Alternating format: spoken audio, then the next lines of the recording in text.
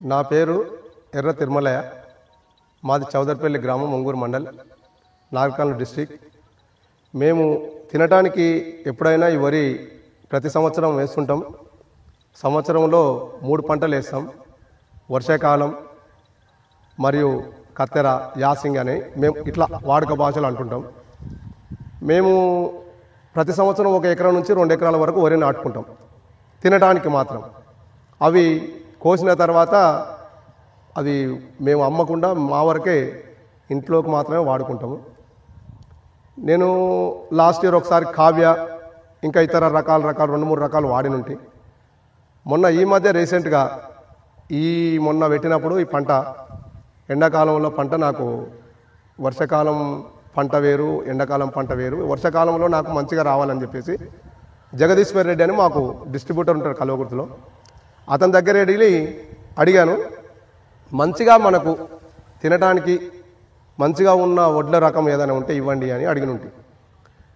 ఇది జగదీశ్వర్ రెడ్డి గారు నాకేం చెప్పాడు, మాకు నమ్మకంగా టాటా కంపెనీ కిమ్చి రకం కొత్త రకం వచ్చింది, మంచిగా ఉంటుంది, వాడండి, ఒకసారి వాడి చూడండి, దీని పిలకలు ఎక్కువ ఉంటాయి, ప్లస్ మన గొలక కూడా పొడుగు వస్తుంది, గింజలు ఎక్కువగా ఉంటాయి అని చెప్పేసి చెప్పారు. నేను తీసుకొచ్చి దీన్ని నాటాను. దగ్గర మనకు ఒక 110 నుంచి 120 రోజులు అయింది నేను నాటి. ఇప్పుడు కోత దశలో ఉంది. ఇది ఈ గొలక ఒకటి చూసిన ఎడల ఇప్పుడు మనకి గొలకలో దగ్గర 300 నుంచి 350 వరకు ఉన్నాయి, లెక్క పెట్టినాయి. ఒక్క గొలక 300 నుంచి 350 వరకు ఉన్నాయి.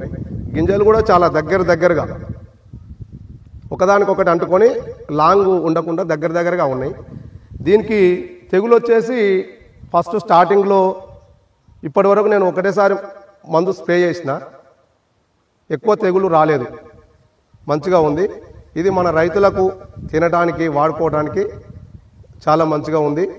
తర్వాత నీకు వాడిన తర్వాత మనం రైస్ తీసిన తర్వాత 2-3 డేస్లో కూడా మనం అన్నం వండినా కూడా మెత్తగా కాకుండా మంచిగా అవుతుంది అని చెప్పేసి మా నమ్మకం.